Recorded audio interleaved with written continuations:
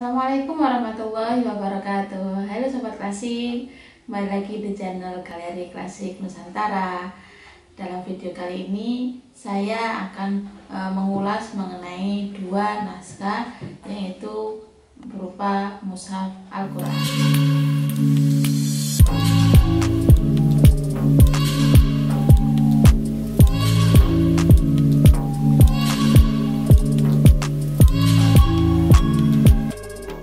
Saya mempunyai koleksi dua naskah yang berupa mushaf Al-Quran. Nah, video ini saya akan membandingkan mengenai karakter dari dua mushaf Al-Quran ini ya Sobat Klasik. Nah, sebelum membandingkan dari karakter isi penulisan teks dua mushaf Quran ini, saya akan mengidentifikasi dari keseluruhan dari naskahnya. Nah, identifikasi kan ada beberapa hal yang perlu dilakukan dalam bukunya Nabila Lubis. Identifikasi itu yaitu meliputi mengenai ukuran naskah, lalu ketebalan naskah, kemudian sampul yang digunakan naskah tersebut, lalu bentuk tulisannya, kertasnya. Nah, saya akan mengulas mengenai itu terlebih dahulu. Nah, dua naskah ini ukurannya ini hampir sama ya, merupakan naskah yang berukuran ini sedang tapi tidak terlalu sedang saya sebutkan masuk ke golongan yang sedang ya, antara besar, kecil dan sedang ini masuk ke golongan naskah yang sedang. Nah, kalau ukuran panjang dan lebarnya saya akan mengukurnya ya Sobat Klasik. Nah, kalau naskah yang satu ini sama-sama mushaf Quran, tapi bedanya yang ada di kanan saya ini mushaf Quran yang itu meliputi surat Al-Baqarah saja, akan tetapi tidak lengkap, tidak dari surat Al-Baqarah ayat 1 sampai terakhir dari surat Al-Baqarah. Ini hanya mencakup surat Al-Baqarah ayat 62 sampai Al-Baqarah di awalan juz, seperti itu. Nah, ini tidak lengkap seperti itu. Nah, kalau yang ada di tangan kiri saya sama, ini juga tidak lengkap. Ini memuat surat Al-Fatihah di awalnya, lalu surat Al-Baqarah itu hanya sebagian saja, sama seperti yang mushaf satunya, akan tapi ini ada surat Al-Fatihahnya, bedanya seperti itu. Nah, mengenai ukurannya, ukuran dari naskah yang sebagian surat Al-Baqarah ini itu panjangnya adalah 19 cm dan lebarnya itu 15 cm. Nah, kalau naskah yang satunya yang surat Al-Fatihah dan Al-Baqarah itu panjangnya 19,5 cm dan lebarnya adalah 14 cm. Nah, tidak jauh ya, tidak jauh, ukurannya tidak terlalu jauh, hampir sama, hanya beda 1 atau 0,5 cm. Seperti yang satu lebar dan panjangnya 1, bedanya yang satunya 0, cm seperti itu. Nah, kalau ketebalan dari naskah ini, ketebalannya ini berbeda, lebih tebal yang naskah yang hanya mencakup surat Al-Baqarah saja. Nah, ketebalan secara keseluruhan adalah 1,5 cm. Nah, kalau yang surat Al-Baqarah dan surat Al-Fatihah ini ketebalannya 1 cm. Nah, karena meskipun ini hanya memuat satu surat, tapi ayat yang tercakup di dalam naskah ini surat Al-Baqarah, ayat dalam surat Al-Baqarah lebih banyak daripada naskah yang satunya ini, seperti itu, sehingga ketebalannya pun berbeda. Nah, itu mengenai ketebalan dari keseluruhan naskah ya Sobat Klasik. Nah, kalau ketebalan dari ketebalan itu ada dua Sobat, ketebalan dari keseluruhan naskah dan juga ketebalan dari jumlah halamannya, seperti itu. Nah, itu dalam teori di buku filologi itu menjelaskan ketebalan itu ada dua pemahaman, seperti itu. Nah, kemudian saya akan mencoba mengidentifikasi masuk ke dalamnya. Nah, dua naskah ini itu sama-sama menggunakan alas berbahan deluang seperti itu. Ini sama-sama menggunakan kertas deluang ya. Nah, maaf ya Sobat Klasik, tidak bisa menunjukkan karena ini sedikit sudah agak rapuh naskahnya, sehingga perlu hati-hati dalam membuka satu lembar per lembar seperti itu. Nah, kertasnya ini pakai deluang, tapi kondisinya lebih lumayan baik di naskah mushaf yang surat Fatihah dan Al-Baqarah. Yang surat Al-Baqarah ini sudah agak kertasnya sudah agak mulai rapuh ya, sudah banyak protol-protolan kertasnya dan sudah mulai rapuh, berbeda dengan kondisi yang satunya, namun sama-sama memakai kertas deluang seperti itu. Nah, kalau dari teksnya, teksnya ini ada bingkainya ya sobat, ada bingkainya. Nah, sama-sama menggunakan bingkai garis-garis dengan tinta hitam, dan ada tiga garis, 1, 2, 3. Nah, ada 3 garis digunakan untuk bingkai ini seperti itu, sama-sama menggunakan tinta hitam. Nah, tinta yang digunakan kalau naskah yang surat Al-Fatihah dan surat Al-Baqarah ini hanya menggunakan tinta berwarna hitam. Berbeda dengan yang satunya, yang surat Al-Baqarah saja ini menggunakan 2 warna tinta, yaitu warna hitam dan juga warna merah. Warna merah hanya digunakan untuk penamaan juz, karena di sini surat Al-Baqarah sampai di juz 3, sehingga ada penamaan al-juz usalis atau juz 3 itu menggunakan tinta merah. Nah, kalau yang satunya yang ini hanya menggunakan tinta hitam seperti itu. Oke, itu ya.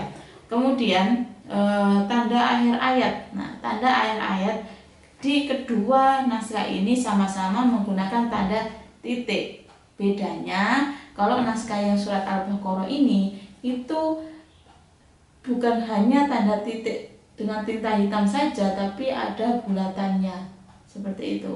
Kalau yang ini hanya berupa tanda titik saja, tanpa ada bulatan atau hiasan apa di sampingnya, hanya satu tanda titik seperti itu. Oke. Nah, kemudian di naskah yang surat Al-Baqarah ini juga, ketika itu merupakan akhir dari juz, karena ini kan mencakup juz 3 awal ya. Nah, akhir dari juz 2 itu naskah mushaf yang surat Al-Baqarah ini itu menggunakan tanda titik 3. Nah, dengan tinta hitam titik 3.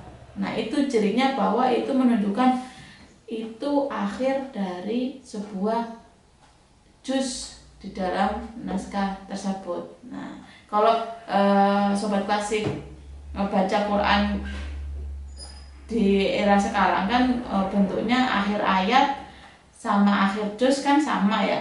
Akhir ayat, akhir juz sama, yaitu dengan ya tanda angka Arab berapa ayat tersebut terakhir, dan juga ada hiasan di pinggirnya tanpa ada tanda khusus mengenai kalau itu menyebutkan akhir juz. Karena di mushaf sekarang kan sudah ada tulisannya, setelah akhir juz itu, awal juz itu ada tanda, ada bingkainya seperti itu. Nah, kalau di naskah kuno yang ini itu tidak ada bingkai, tidak ada awal juz, nggak ada, hanya ada tulisan di samping, di pojok, di pinggir.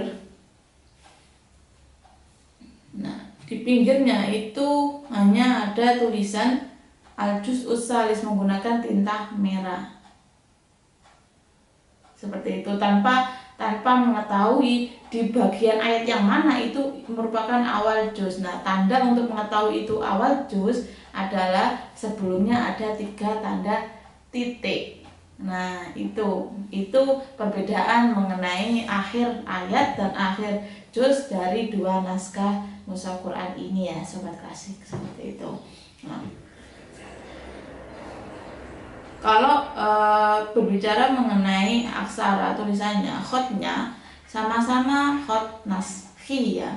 sama khat naskhi. Akan tetapi ada beberapa huruf yang tidak konsisten sesuai standar penulisan khat naskhi, seperti penulisan huruf kaf. Nah, di naskah yang Quran yang surat Al-Baqarah ini, kafnya itu huruf hamzah yang ada di dalam kaf itu tidak sebagaimana standar penulisan dalam huruf naskhi. Hamzahnya tidak sebagaimana yang sesuai standar. Kalau yang surat Al-Baqarah dan juga surat Al-Fatihah yang satunya, yang beberapa huruf yang tidak sesuai standar itu adalah penulisan huruf sin, shin, ain. Nah, ain tidak ada lubangnya. Ain kalau di tengah kan ada lubangnya ya. Kepalanya itu ada lubangnya seperti itu. Dan juga huruf sin, shin itu kalau di tengah ini nggak ada renggetnya. Kan harusnya ada renggetnya ya, sehingga nanti bisa membedakan itu shin atau sa seperti itu. Nah, ini naskah yang ini itu tidak menggunakan standar penulisan khat naskhi dalam beberapa huruf tadi seperti itu. Oke, kemudian mengenai tanda wakofnya. Nah, ini menarik sobat klasik. Dua naskah ini tanda wakofnya itu berbeda. Yang satu menggunakan tanda wakof mutlak, hanya tanda wakof mutlak yang digunakan dalam penulisan di mushaf Quran yang surat Al-Baqarah dan surat Al-Fatihah ini. Sedangkan yang ini itu tidak ada sama sekali tanda wakofnya, sehingga hanya berhenti atau lanjut itu hanya dilihat dari akhir ayat. Nah, tanda wakaf kan menunjukkan bahwa bacaan itu boleh berhenti atau tidak tergantung tanda wakaf yang diberikan ya. Nah, di naskah yang ini itu hanya menggunakan tanda wakaf mutlak, yang itu pakai huruf to. Nah, huruf to kan menunjukkan bahwa lebih baik berhenti. Hanya itu saja, tidak ada tanda wakaf lazim, tidak ada tanda wakaf aula, tidak ada tanda wakaf wasol. Nah, hanya tanda wakaf mutlak yang digunakan.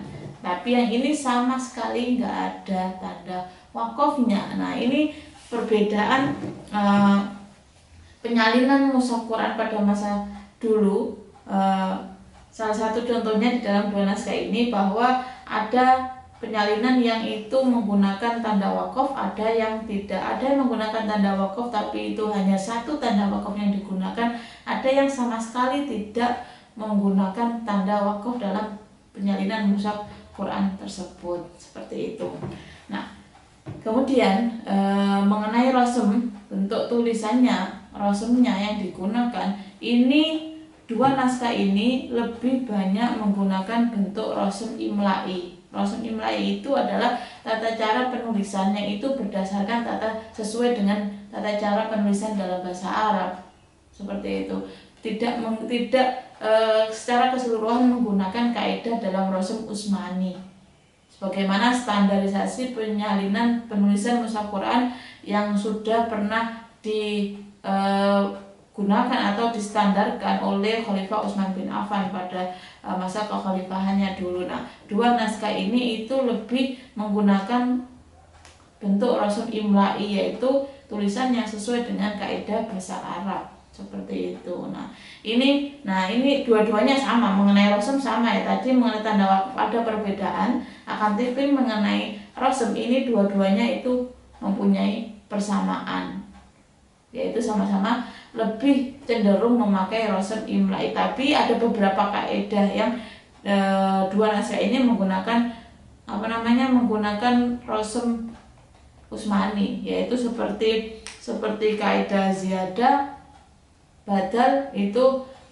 menggunakan rasem Utsmani. Tapi kaidah yang hadful alif itu lebih cenderung tidak mempraktekkan kaidah rasem Utsmani, seperti itu. Nah, itu dua perbedaan dari dua naskah ini mengenai tentang rasemnya ya.